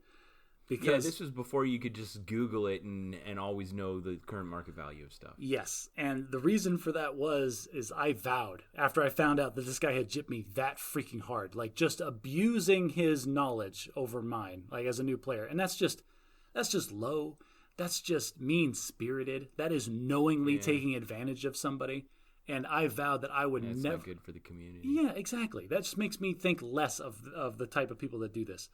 So why is it in your signature spellbook? Did you end up getting one and playing it a lot? So yes, I got 4 of. I bought them. That was the first card I bought because it was incredibly powerful, and that was before they changed the legendary rule. And so the absolute best removal spell to get rid of your opponent's Jitte was to play your own Jitte because it's 2 colorless. There's no color requirement, and it destroys both of them. So, like, if I get mine on the table and it sticks, great, I'm going to win the game. If he plays one, no problem. I play mine, they're both gone. Now you have to deal with my actual deck. And you've got 3 more in your deck, and you're probably going to draw another one. Yeah, exactly. But, like, I made sure that nobody around me was ever gypped in a bad trade like that. And I remember, shutting down and scolding some of the senior players, like, how dare you try to pull this crap on a new player? And I would tell a new player, listen, this is garbage. This is a better trade. I'm not, I don't want to be interfering or anything, but you're getting ripped off. That's an interesting reason for that to be in your signature spellbook, and I don't know that I have any like that, but I like that. I like that you became the champion of truth and justice because you got gypped on a Umezawa's Jitte. So bad, Ben. I lost, $49. Like, the guy stole $49 from me and made me smile about it on the way out. It makes me want to punch him in the face. And turned you into the Robin Hood of Atomic Comics Emporium. Or the jerk that won't let anybody get away with anything. The narc, however you want to look at it. So, number 4 on my list, fast forward a few years, Wizards of the Coast decided they want to come out with a block where they were going to experiment with gold cards. Gold cards are cards where they have more than one color on them. And there was this unassuming seeming card that came out called Knight of the Reliquary. It costs 3 mana, it's a 2/2, and it gets +1/+1 for each land in your graveyard. But it has this really interesting ability where you can tap it and sacrifice a forest or plains and then search your library for a land. Now, any spell in the history of Magic that says a land is going to be up to something. And that's the key. That's what's going to, honestly, listeners, if you're paying attention, if you know the difference between the text search for a basic land and search for a land, veteran players get super excited when it says a land. Yeah. So, Knight of the Reliquary was at a time when I was just learning how to expand my game, and it does something so unique. It's so versatile that it can be your win condition. It can help you ramp. It can help you answer unanswerable threats. It's just so versatile. And so this card came out at a time when I was learning how important that was and learning how to kind of tune my decks. So what you would do at the time, like for instance, there was a land that when it came into play would exile your opponent's graveyard. And so you could just have this one land either in your sideboard or in your main deck, and then Knight of the Reliquary could go get it at the right time and screw up your opponent's strategy. And on and on. It could go get a man land. It could fix your colors. It could, get you 1 extra mana that turn. If you had a Lotus Cobra out, it could get you a whole bunch of extra mana. I mean, and to this day, it's one of my favorite cards. So one of my favorite designs, and it's in my signature spellbook. Another card that to this day exists in the Vintage Cube that's made by the manufacturer. Ben, I'm noticing that all of your cards are like pretty powerful. Very spiky cards. Umezawa's Jitte was yours. What's next on your list? So next on my list is it's a card. It's a land, a colorless, taps for colorless mana, but it has an activated ability. So there's it's a resource that lets you progress with the game, but you can also allows you to pay 4 mana and tap itself to create an unassuming little 1/1 creature. It's called Vitugazi the City Tree. It just makes 1 colorless mana, and it taps for 2 colorless, green and a white, and it makes a little 1/1 green plant sapperling creature token. Okay. Sounds boring and overpriced. It is. It's never overpriced. It was like an uncommon. So they're pennies. Oh, I don't mean it's cost to get them. I mean, like, that sounds like too much to pay for that effect. So that effect persists to this day. Like, there is a land that is in standard that is just it taps for white, and you can tap it for 2 colorless and 2 white, and it makes a 1/1. Make a 1/1. And it is that is the cost of making a 1/1 creature token. Right? Castle Ardenvale, that's right. And it is in very many like competitive standard decks. That is the appropriate cost for that effect. I'm not debating that. But that card was my introduction to value. And not value in like monetary value like Umezawa's Jitte, but value in what does having this card in my deck do for the game. And what it does is that if the game stalls or if everything goes to crap, I've used all my wraths, he's used all his wraths, we've both blown each other up so much that there's nothing left in our decks, I'm still making a 1/1 token every turn. And that, like, if you do the math on it, like, that damage stacks up very, very quickly if it goes unanswered. And land destruction is not a very common, and it's usually an overcosted effect. So whenever you get lands that can do stuff, typically they're going to stick around. Yeah, nice. Good one. I remember playing against you and being like, what do I do about all these tokens? So that's a whole other story in itself. I'm still mad about... At the time, I had a very competitive deck that I built in a vacuum because before I went on the internet to look at the best decks ever. And this deck was just crushing people. And it was just really good. And I kept playing it. And then I went to a big tournament and I sat down and I played like my 3rd card. And the guy goes, oh, you're playing Gazi Glare. Like, what are you talking about? Oh, it's you're playing. And then he showed me, like he pulled up on his phone. It's like, yeah, the guy that won the world championship last weekend played like almost this exact deck. I'm like, I came up with this deck by myself like 6 months ago, and now I'm the copycat? That's ridiculous. See, I've always been confused when I hear you tell this story, because you should be flattered, not incensed. Well, you independently came up with the same idea that won the world championship. Yeah, but then it drives me crazy because everybody thought I was derivative of the guy. Oh, you're just playing the world championship deck. No, there's nothing you can do about that. Forget you, man. I came up with this on my own. I am a unique snowflake. Don't you dare deride me down to this net decker. All right, well, 5th on my signature spellbook is a spell called Cryptic Command. At the time when this came out, I can't remember, I think it was either in Lorwyn Block or a core set, where they basically did what's called a cycle, where they'll do something that there's an effect in each color. So there was a command card in all 5 colors, white, blue, black, red, green, but the blue one is the one that's persisted as the best of them all. And it's called Cryptic Command. It costs blue, blue, blue, colorless. You think, boy, I better get a lot of power for that. And if you look at it, it basically says pick 2 of these things, and then it has a list of 4 things. But it's just the perfect list of 4 things. It's counter target spell, draw a card, return target permanent to its owner's hand, or tap all creatures target opponent controls. And basically, it's an instant, and whenever you get to choose 2 of those things, and it's so versatile. And I remember just trying this card out and then loving it so much that I think I played decks with it in it the entire time it was in standard. I love it. So it's in my signature spell. Yeah, that card specifically is another one of those value cards where because it is so versatile and because it can do so many things, like it is undercosted for the effect that it gets. Like each individual effect is not phenomenal. But the fact that you get to pick 2 from a long list means that doesn't matter what's going on in the game, it's always going to be good. Yeah, exactly. Okay. All right, what's 5th on your list? 5th on my list is one of my favorite cards ever that I still, to this day, this card is so underrated. Wizards reprint this because I love it to death. And this land, it's a land again. It's called Gemstone Caverns. And it was incredibly unique because it referenced stuff outside of the game. Gemstone Caverns, all it is a land that taps for colorless mana. That's it. But it has this big chunk of text. If you have this card in your hand, in your opening hand at the beginning of the game, and you are playing second, like you are the guy that is not going first, you are going after the guy that goes first, you get to start the game with that card in play with a luck counter on it. And if it has a luck counter on it, it now taps for any color of mana. So yeah. So you just ran this in one of in every deck, huh? I ran Gemstone Caverns one of in every deck, and I tell you what, Ben, like it was a tiny percentage of the time that it happened, but when it did, every single time, the opponent would look at me like I was a madman, and they'd have to pick up the card and like, what are you talking about? You get to start with cards in play. I'm like, this card's been around for years. Nobody plays it. I have it one of in every single one of my decks, and for like the 0.2% of the time that it comes into play, I'll tell you what. I will tell you this, Ben. Every single game where I started with that land in play with a luck counter on it, I won that game. It's a luck counter that goes in that card for a reason, huh? Well, it goes back to the resource and the value thing that we're talking about. One of the biggest aspects of going first is you have to skip your draw step because it's such a huge tempo advantage. Like you're the first one to play a land, you're always going to be up on resources. If you have a Gemstone Caverns that you start with in play, your opponent, his first turn has 1 mana. Your first turn, you have 2. You're already a full turn ahead of him. Yeah. Yeah, no denying it. Cool. Good choice.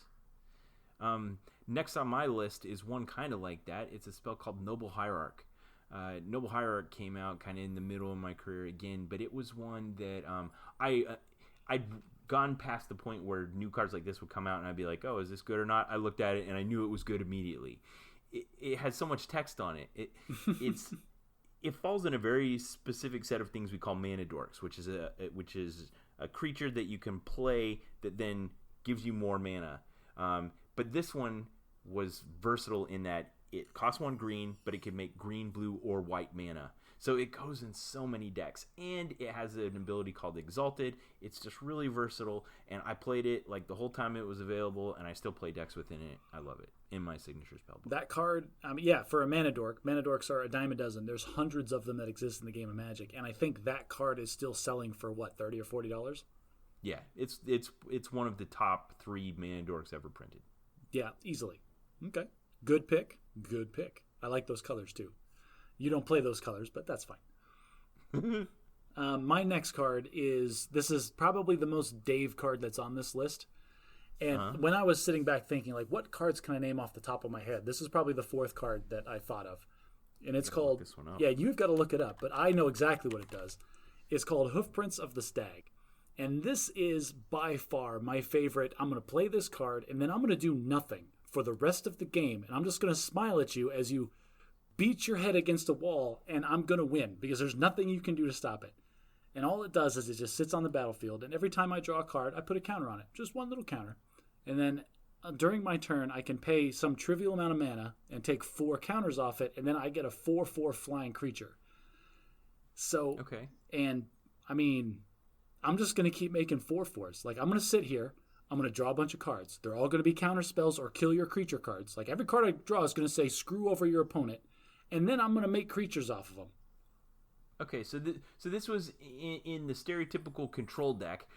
You need like a card somewhere in your deck that's your win card, and this was it. You play this on turn 2, and then you just control them the rest of the game, and this is the one that gives you the inevitability. Exactly. Like this is the doomsday clock that you are now fighting against. When I play it on turn 2, you're going to be like, okay, whatever. But then like 10 turns later, when I've got 2 4/4 flyers and a fistful of cards that say you don't get to do what you want to do, like now you're in trouble.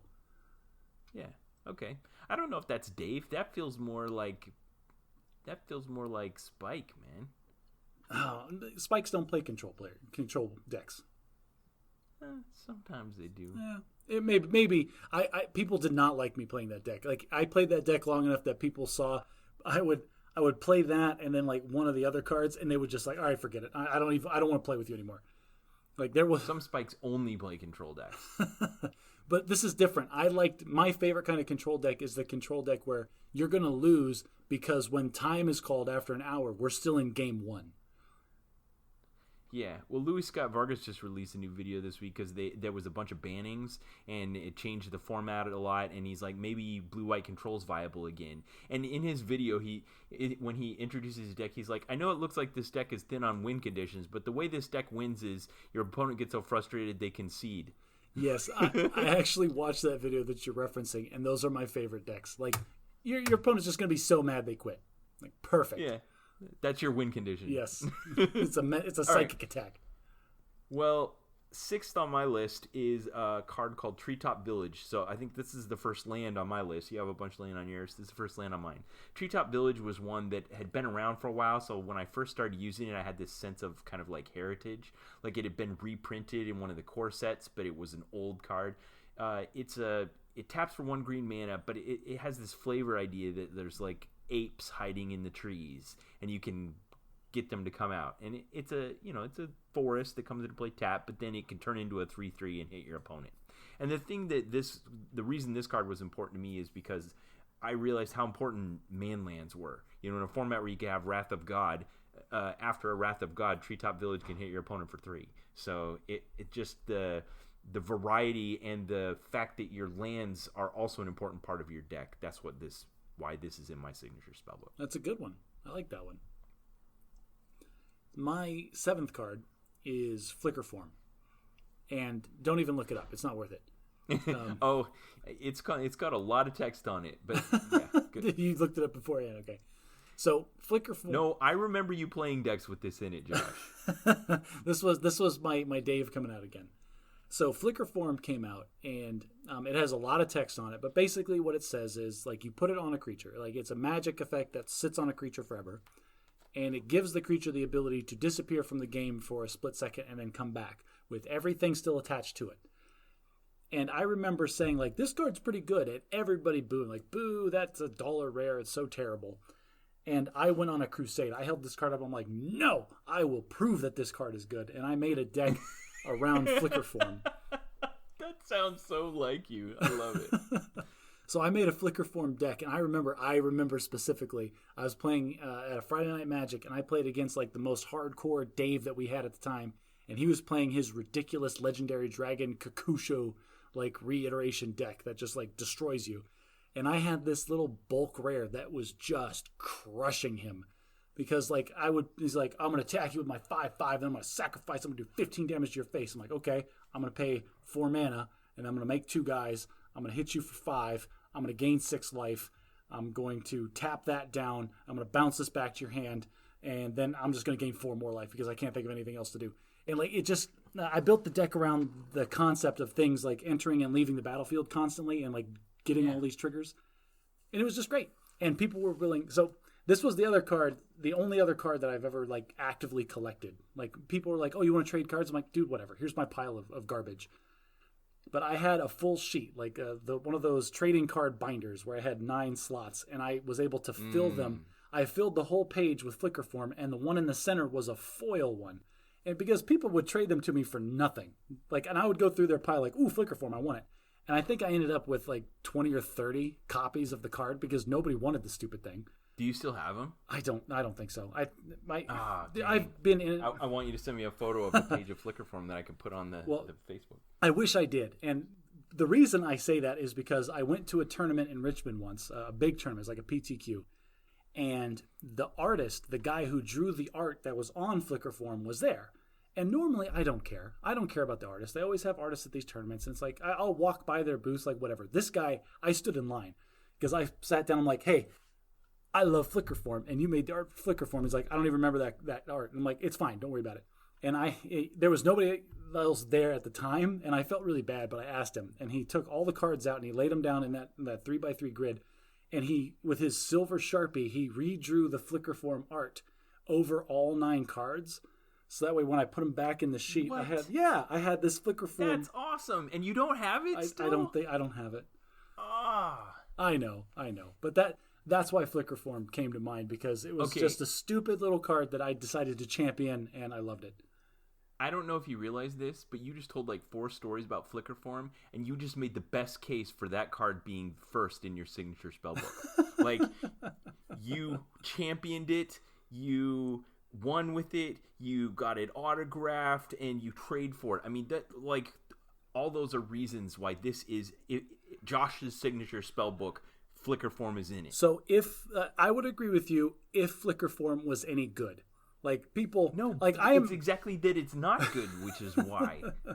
That's why. Like people, flicker form's terrible. This is a terrible card. All the things that I did were stupid, and like flicker form is just a symptom of my insanity.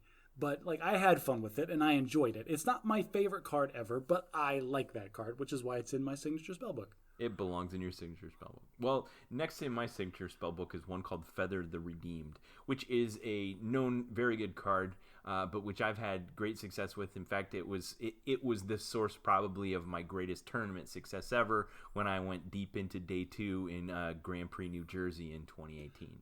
So, which that going into day 2 led to the conversation that created this podcast, people.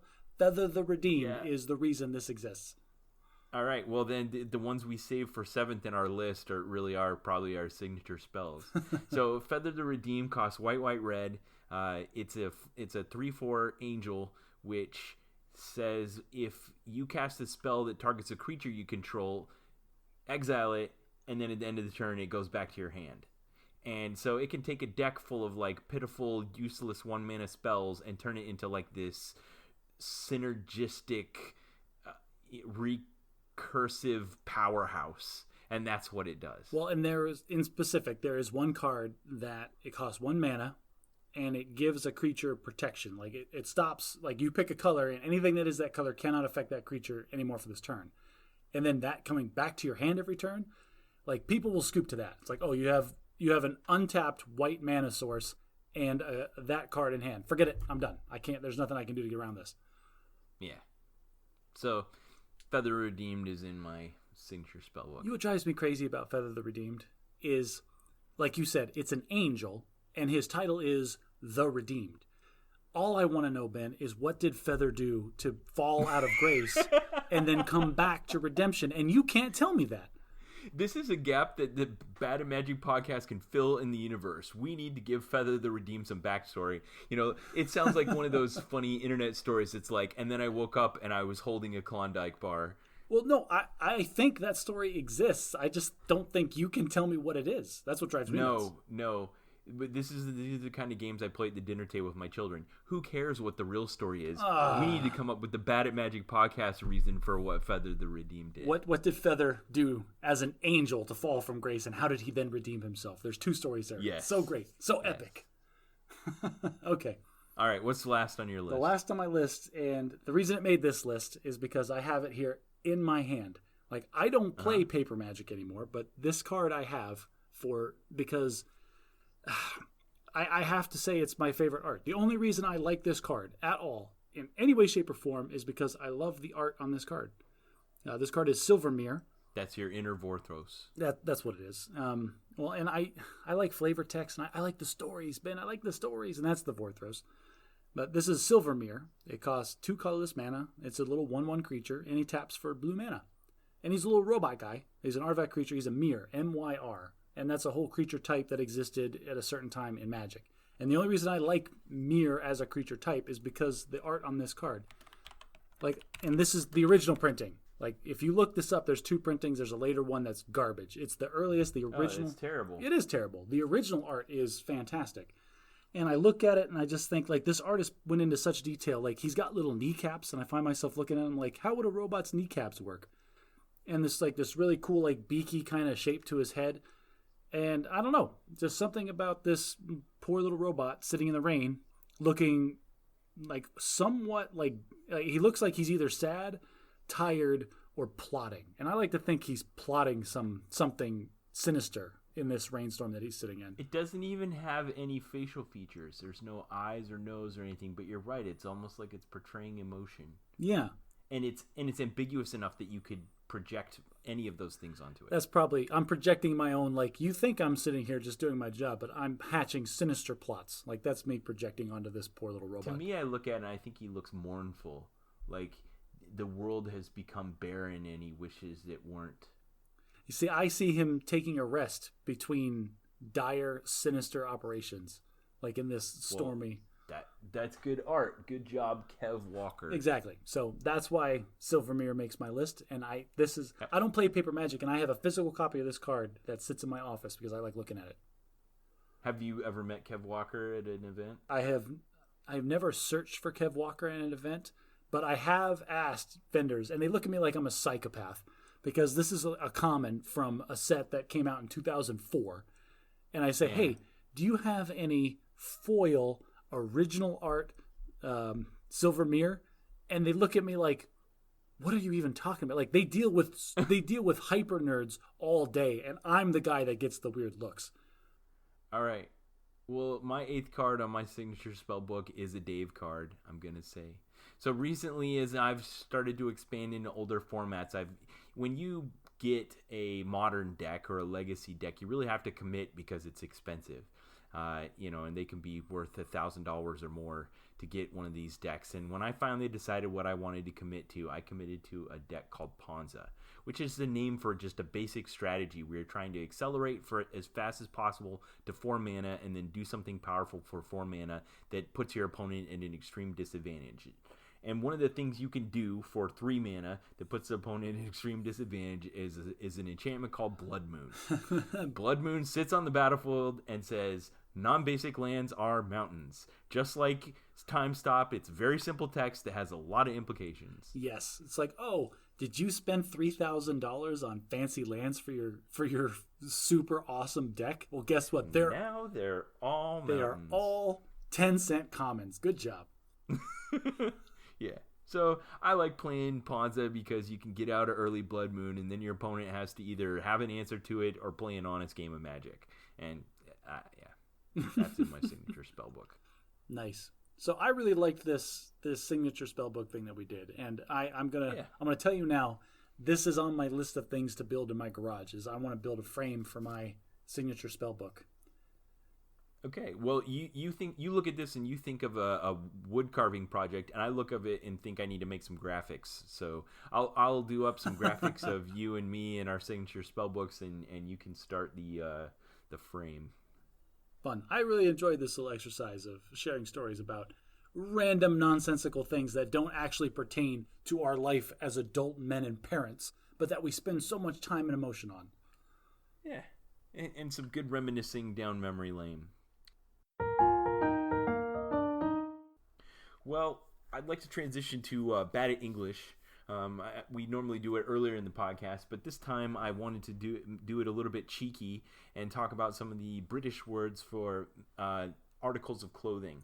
So as I started doing this, I went through my list and realized that there's lots of different words that we use that are ambiguous because the British also use them, but they have a completely different meaning. The obvious one is pants. Pants. Okay. When we say pants, we mean things that cover up your legs and go down to your ankle, from your waist to your ankles. But the British do not mean that. When they mean that thing, they call it trousers. Okay. Trousers very specifically means what we call pants. Very unambiguously, if a British person says pants, they mean underwear. just flat. There is absolutely no ambiguity to it whatsoever. Just pants are underpants. Pants means underpants. And if you ever call it that, they'll laugh or mock you or whatever. And they even use it the way we would use underwear, like they use it as an adjective. Like they'd say, "Well, that's a bit pants," which means that sucks. That's interesting because the British way of doing that, like changing those two words, does save them one syllable between both words. Slightly more efficient. Yeah. So what we might call Tighty Whities, I once heard a British person call Budgy Smugglers, which I thought was fun. That has to be a tongue-in-cheek reference. Like we would say banana hammock. There is absolutely no way people just call them Budgy Smugglers as the common dictate. Actually, if you Google Budgy Smugglers, then it's a lot safer than Googling banana hammock. It comes up with a swimwear company and they sell Speedos, but it's the same kind of idea. Just tight underwear. Yeah. I'm contesting that. That's got an asterisk on it. There's no way that is in common use in England. But please, continue. All right. Well, other kind of common slang is what would you say the American word is for women's underwear that's very much for function and not for form? That's like gives good coverage and maybe controls a little bit. Maybe is flesh colored. You're talking high-waisted, like just white, like the female equivalent of Budgy Smugglers is what you're talking about. Yes, exactly. Oh, well, That's exactly where I was going. Those are granny panties. Right, granny panties is what we call them. So I brought this up once. I don't know how it came up in a conversation, but there was a notorious scene in a film that was crossed the pond, Bridget Jones' Diary, which was based on a popular British novel, and the main character, Bridget Jones, gets in this dilemma where she's about to get lucky, and she realizes that she's wearing her granny panties, and so it became notorious. And in the UK, they started calling them that, and they shorten it as always. So if they want to talk about granny panties, they call them your Bridgets. What? Oh, what? Yeah.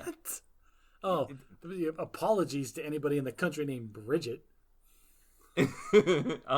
Well, I would change here, but you'd better turn your back. I've got my Bridgets on.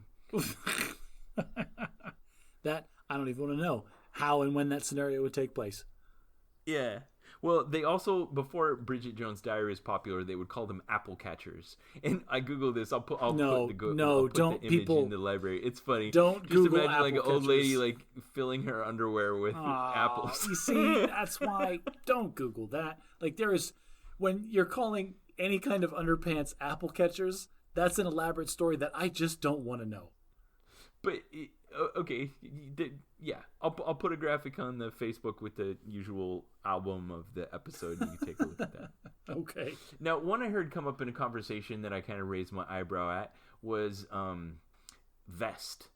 I think they sometimes use the word vest like we do, where you think of like the under a jacket and a 3-piece suit. Yeah. But they use the word vest to mean what we would call a tank top.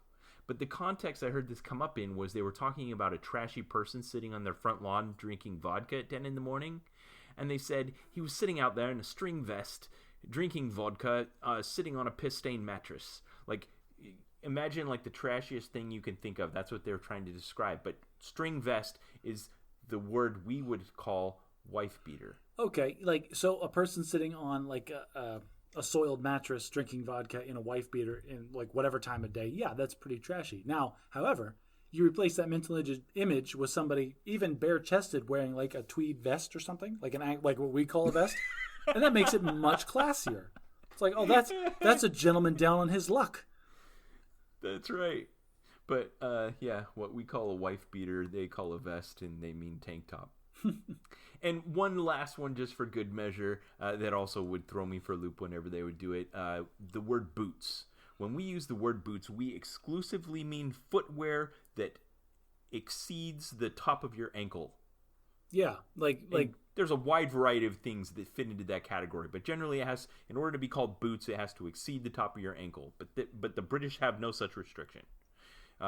Most specifically, I heard this in the context of shoes that have a work task.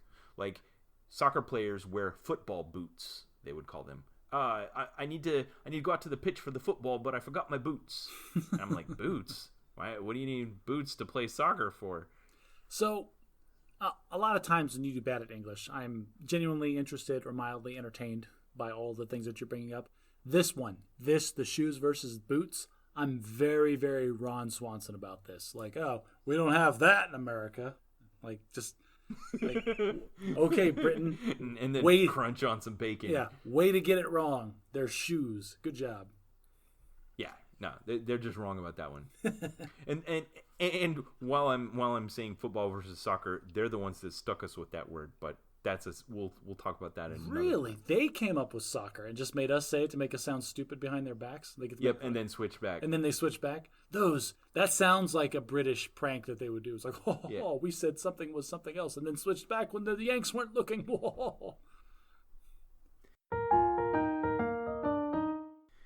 So, again, talking about the order in which we do stuff in the show, we normally do Bad at Parenting way earlier, but I'd like to do a little bit of Bad at Parenting now. But it looks like we're getting on in length of this episode, and this is kind of a lengthy story, so I might save it. Ooh, well, we have to have something for Bad at Parenting, right? Yeah, do you got something? Do I have something for Bad at Parenting? I'm a bad parent?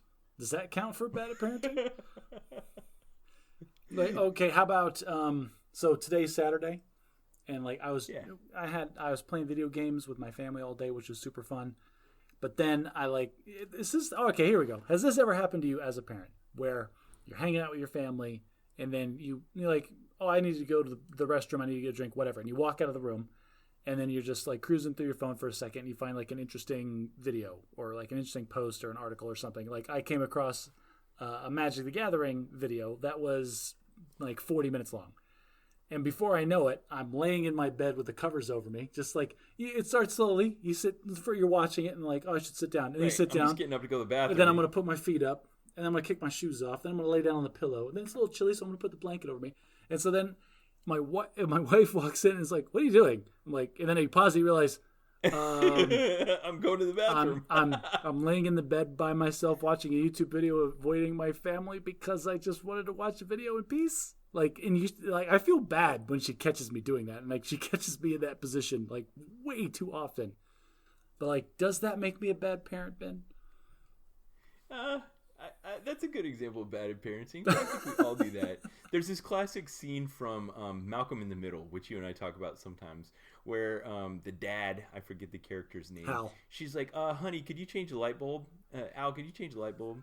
We make this joke in our house all the time. I know exactly the scene that you're talking about. So anyway, one thing leads to another, and 5 minutes later, he's like under the car in the garage, and she comes out there and she's like, I thought I told you to change a light bulb. And he goes, what does it look like I'm doing? So poor Hal, the light goes out, and he's like trying to flick the switch, And he goes into the cabinet to like grab a new light bulb, but the cabinet's a little squeaky, so he goes into the pantry to get the WD-40. But then, like, the drawer kind of fell off its hinges, so then he goes out to the garage to get, like, a screwdriver, but the screwdriver, something's wrong with that, and then he, like, tries to start the car to go get a screwdriver, and it's not running quite right, and then he's got the engine lifted, and she's like, hey, you gonna fix the light bulb? Yeah, no, we say that exact joke, like, so much. Like, because me too. As a parent, that happens, right? What does it look like I'm doing? Yeah, you start one task, which then leads to another task. Like, okay, I've got to pause this and start doing this, which leads to yet another thing. And you're 4 layers Suddenly deep. I'm laying in bed watching a 40-minute long Magic the Gathering video. We say that when we're doing, like, actual chores and stuff. But I'm going to start doing that. It's like, hey, aren't you going to come up and make dinner? It's like, what does it look like I'm doing? Laying in the bed with my shoes off watching a YouTube video.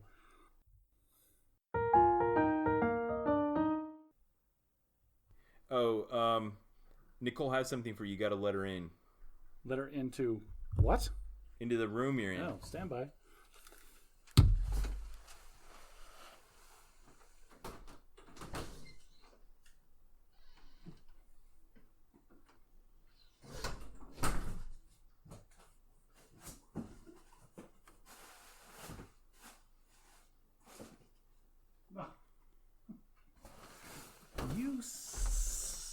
SOB, mother trucking. All right, unbelievable. So we're running out of time here, but because this is the 26th episode of Bad at Magic, a year ago you and I started this podcast thing, and I was trying to think what could I do to commemorate the occasion. So you have a box there. Go ahead and open it up. That is unbelievable. Yes. So Ben interrupts the podcast like, hey, you need to let your wife in the room. What is he talking about? She has the code to this room. She could punch it in. Maybe she's trying to be polite and just not make any noise that's going to get recorded on the podcast. I go to the door and I open it, and she's handing me a box. Like, why is she handing me a box? And it's addressed to Nicole Fleshman. Why is this addressed to Nicole Fleshman? Why is it so important she has to give it to me right now? And then I open it, and there's a Nike shoe box. Like, why is she handing me shoes? She just keep these in the normal house. And then, like, I realized there is no way her feet are this big. And, like, it took a second for me to connect the dots. Like, did she buy me shoes? Like, are these in the mail? Like, wait a minute. No. These have to be Nike Air Jordans. Air Max 95. Air Max 95 in the classic gray on lime green Bad at Magic colors. And, like, I'm so mad at you. We said we weren't going to get gifts, you jerk. No. Okay, so I picked those up a long time ago when they came out. They're not the OG green. They're a special edition called Winter Utility, and they have some eccentricities to them, we'll say, that probably is a reason I was able to get them at a bit of a discount. So if you look at the bottom, instead of the regular waffle pattern, they have like this deep grooves in them. I guess it's supposed to be better for traction in the winter. Really, all they do is they pick up little tiny rocks. So my apologies for that. If you look in the... Go ahead. Yeah. If you look in the back and the front, they also have a higher percentage of reflective material. Again, they were just going with this theme. So with this model, the Air Max 95, they've released dozens and dozens of different colorways, and this was one of the most recent ones where they were trying to do something interesting and new. So they took a color pattern, they used kind of like reflective materials more, and materials that shed water and put better traction on the bottom, and some of it was hit and some of it was missed. Here's the thing, you're gonna miss this if you aren't looking real close. Okay. When I got my pair and I wore them for about 2 months, I realized there was a design flaw. They thought they'd get real fancy, and they swapped out the regular soft shoelaces for these that are made out of like parachute cord. Okay. But what they didn't realize is that the parachute cord had a higher strength than the retention loops, and they would saw through. Okay, well, this is only a problem if you're a type of person that actually like pulls your shoelaces and ties them every time. Ben, I haven't tied any of my shoes for at least a year. All right. Well, then I solved a problem that didn't need to be solved, but here's what happened. So in order to keep mine from like falling apart, I had my wife do a modification of them where she strengthened the top loop on both sides. So you have a custom pair where Alicia has modified the top loop on both shoes so that the laces won't saw through the loops. And she did it so unobtrusively you can't even tell. Like, look real close. I'm looking for it. Like, there's no words. Should have sent a poet. Like, just damn you, man. Like, okay, so for lots of reasons. First of all, like, this is cool. Like, first of all, it's just a cool thing to have, especially on the 1 year anniversary of the podcast. And two, like, I am so bad about shoes. Like, shoes are the last thing that I care about ever. Like, for example, the shoes that I am wearing this minute, the way that I work shoes is I have running shoes that I pay good money for, and then when they get to the point where they are physically hurting me, they get retired to normal everyday shoe status. And so the shoes that I am wearing on my feet are so old that there are giant holes. I don't know if you can see that in the video, but there are enormous holes on multiple sides. Yeah, like I legitimately need like new shoes. Like there's no tread left on them. They're falling to pieces. So you sent this over to me. Well, it's just I like, hope they fit. I'm gonna wear them like every day. So if they don't, whatever. All right. So I have not gotten you anything for our stupid Bad at Magic podcast. Yes, you did. I am going to make you one of those frames, and the reason I didn't want to bring it up, so for our signature spell books, I am gonna make you one of those big fancy frames with the matting and everything, so you can get your signature spellbook cards and hang them up proudly in whatever nerd place that you have reserved. That sounds like fun. That sounds like, okay, which art version of this card do I want? I want them all foil? Do I want white border? What? Just so many nerd decisions that you get to make, and then go to hunt them down and all that. That's going to be great. Now, the problem is I didn't want to bring it up because I'm really bad at deadlines. For example, your birthday gift I made for Christmas presents this year. Which is 6 months later. Yeah. So I got you those shoes a long time ago. My wife modified them so that they won't fall apart. I hope you like them. They're in the colors of the podcast so that when you look at them, you can think of the Bad at Magic logo. And Ben, I love them so much. I'm having a hard time not swearing because I swear a lot and I don't swear on the podcast, and I want to swear so bad just to express my vehement emotional state right now. And I don't regularly make a habit of texting your wife without telling you, so that was what I was up to. I try not to text your wife without your knowledge either, so these are good boundaries to have and talk about. All right, so also, since it's been a year of the podcast, I just want to talk about where we're at. So I remember when I pitched the idea to you a year ago, I'm like, hey, man, we had this experience a year ago where there was this lady listening to us in the airport, and she stopped us and was like, hey, you guys, I like listening to you talk. That was really interesting. And that planted the seed in my brain that led to us doing this podcast. And I didn't really have much idea beyond that. Like, what is it going to be? How long is it going to last? How frequently you're going to do it? And just in the course of you and I having this discussion, we kind of hashed it out that we wanted it to be something we did regularly, but not take over our life. And I think it kind of filled, in a weird kind of way, it filled a niche in my life, like a hole I had, and I've really enjoyed it. Like, I like you as a friend. I enjoy these discussions that we have. This has given me a creative outlet. It's given me something to do that I'm interested in, that I get excited about, and I hope a year from now we're still doing it. I'm honestly really, really glad that you feel that way. Like, you're a great friend. You're probably the best friend that I have. And it is great to talk to you. And I'm such an introverted person that I don't talk to my friends enough. Like, I go years between sending emails to people that I should be talking to more frequently. And so I am genuinely pleased that I get to talk to you on a regular basis in a structured environment where, like, I don't have to get off of my lazy carcass and go actually, like, call you out of the blue, because only weirdos call people out of the blue, Ben. So, but we have this regular vehicle where I get to interact with you on a way that, and it's nice, and I'll be able to text you about ideas, and so it's been really great for our friendship. And then I've always felt like you took it way more seriously than I do. Like, now, to be fair, I take it seriously, but I don't take it nearly as seriously. You're very driven about this whole thing, and I came into it with, like, you know what?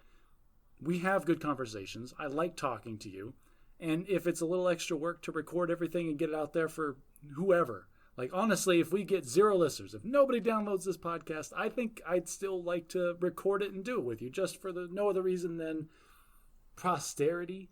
I get to talk to my best friend. Whatever. We'll just keep doing it. I think that's why it doesn't feel like there's no pressure to attain anything. I've had a few goals. I've had some listener goals I'd like to reach. And stuff like that, but it feels like you said, if we don't, it's okay.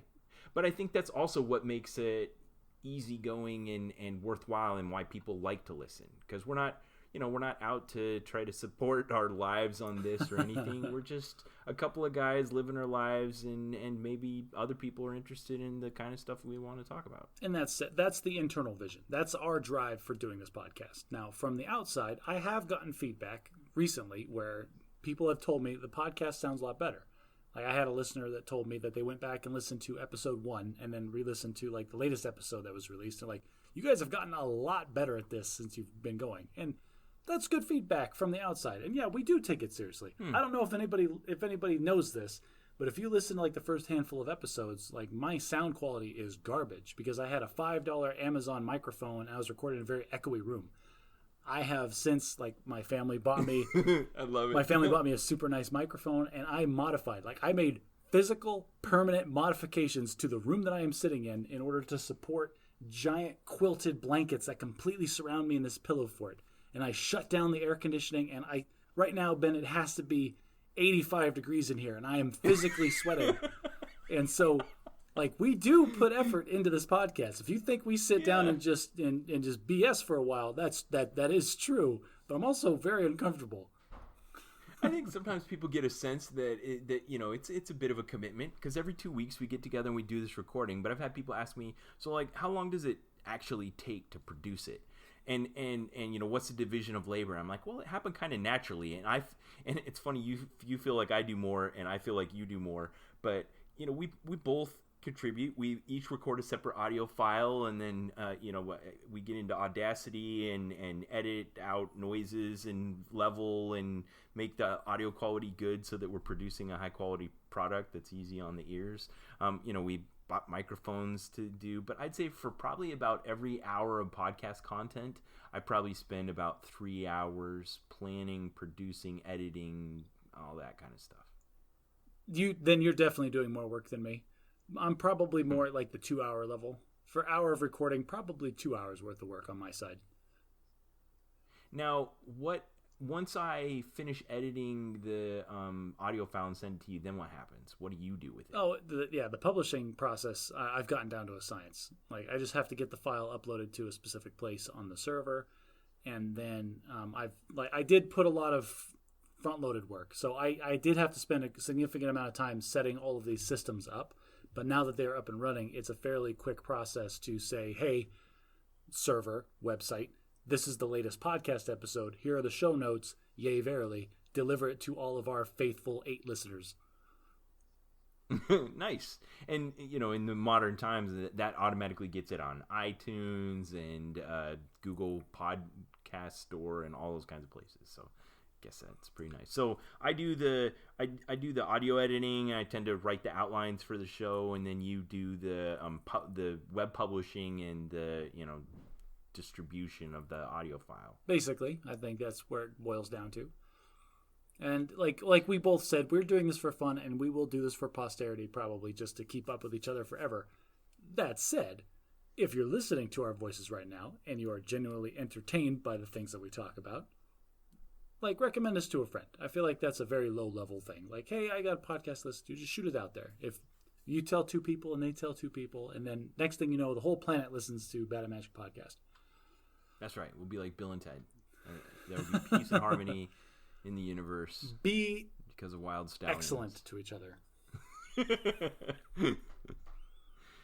All right, man. Well, congratulations on a year of podcasting. I hope a year from now we're still doing it. And my goal for the next year is I'd like to see our listener base double again. My goal for this coming year would be to actually record the 2nd annual anniversary episode in Vegas, where it all started, and actually playing some paper magic again. The world is... That would be awesome. The world's gone a little topsy-turvy, but if we can get back to our roots, that would be awesome. Yeah, I'd like that too. All right, well, thanks to our listeners. Thanks for being here. Thanks for supporting us. If you've made it this far, listen to all 26 episodes. Great. Thanks for coming along. If you want, you can go to badatmagic.live and hear the whole back catalog, read some articles Josh published. There's links to our YouTube channel, and you can see some magic videos we made. I have some new content I'm working on for the YouTube channel that I want to advertise right now, and that is there's a genre I like that's like a video essay, where basically somebody writes an essay and then there's video content that goes along with it to kind of enhance the essay. And I've written one about the Air Max 95 because this year is the 25th anniversary of the Nike Air Max 95. I've written a video essay for the Air Max 95. I'll put a link in the show notes. If you like it, great. I'm going to try to advertise it amongst shoeheads community because that's more of who it's to, but it's also, listeners of the Bad Magic podcast can relate. I'll tell you what, you never know what you're going to get when you listen to an episode of Bad Magic. And if you like it a whole lot and you want to show some more support, you can go to our Patreon and support us there at patreon.com/badatmagic. It's been a great 1 year with you, Ben. Here's to many more. Josh.